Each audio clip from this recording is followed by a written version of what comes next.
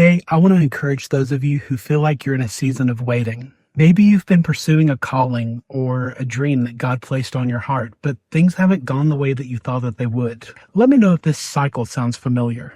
You feel led to pursue a dream. You pray about it. You work and work and work. It doesn't go the way that you thought it would.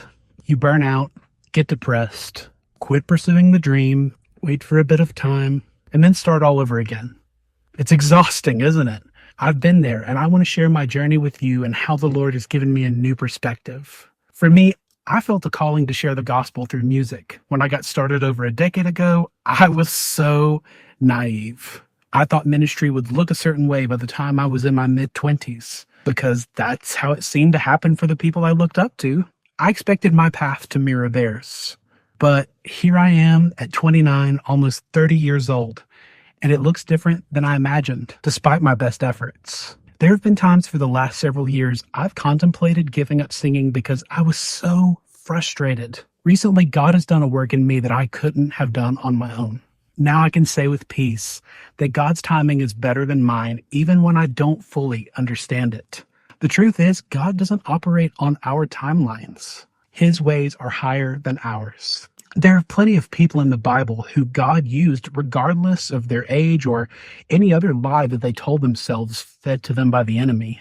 I had to let go of my expectations and stop diminishing God's plan by comparing it to what I thought it should be. It wasn't easy, and I still have days of struggle and doubt, but I'm learning to trust His timing more and more. Something I had to realize was that while music is a huge part of who I am a follower of Christ before I am a singer. That might sound basic to some, but it was a hard lesson for me to wrap my head around. I was so consumed by my dreams and serving God the way I thought it should be that I unintentionally pushed my relationship with Him aside. This led to bitterness, depression, and destructive habits as I tried to cope with unmet expectations. This eventually drove me into deeper despair, but God in His kindness drew me back to Him. He reminded me that my identity is found in Him first, not my gifts or musical achievements. If you truly feel a calling on your life, keep praying about it and keep working.